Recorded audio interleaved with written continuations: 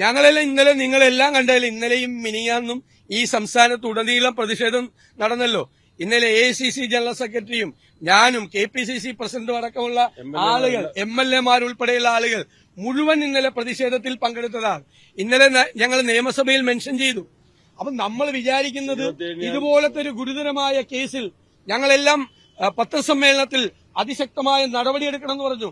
പരാതികളില്ല എന്ന് ഇന്നലെ നിയമസഭയിൽ ഒരു CPM അംഗം പറഞ്ഞു. ആ പരാതികൾ മുഴുവൻ ഞങ്ങൾ ഉയർത്തിക്കാട്ടി. നിരവധി പരാതികൾ ഈ സംസ്ഥാനത്തുടനീളം ഞങ്ങൾ കൊടുത്തിട്ടുണ്ട്.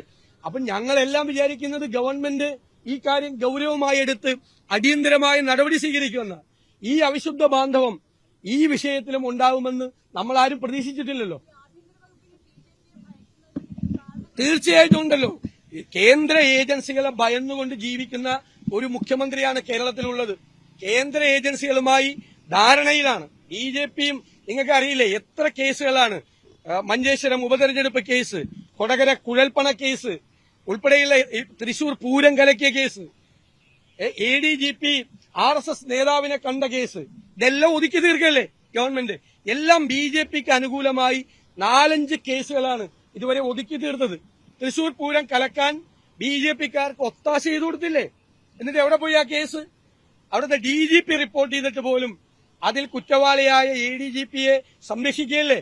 ആ ADGPയല്ലേ RSS നേതാവിനെ കാണാൻ പിണറായി വിജയൻ പറഞ്ഞയച്ചത്?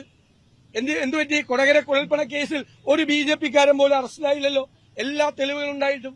മഞ്ചേശ്വരം കേസിൽ 1 കൊല്ലത്തിനകം സമർപ്പിക്കേണ്ട കാര്യം സമർപ്പിക്കാതിരുന്നതുകൊണ്ടാണ് ആ കേസ് തള്ളിപ്പോയത്.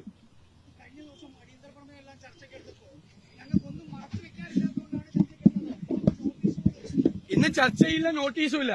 കാരണം ഒരുപാട് കാര്യങ്ങൾ മറച്ചുവെക്കാനുണ്ട്.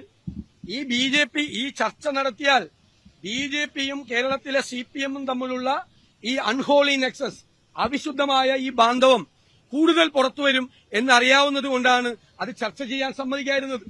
ഞങ്ങൾക്ക് ഒറ്റ ചോദ്യമാണ് കേരളത്തിലെ മുഖ്യമന്ത്രി പിണറായി വിജയനോട്. ഇത് നിസാര സംഭവമാണോ?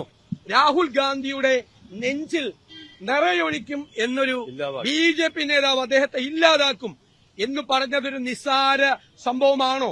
അതിന് മറുപടി പറയണം. പിണറായി വിജയൻ മറുപടി പറയണം.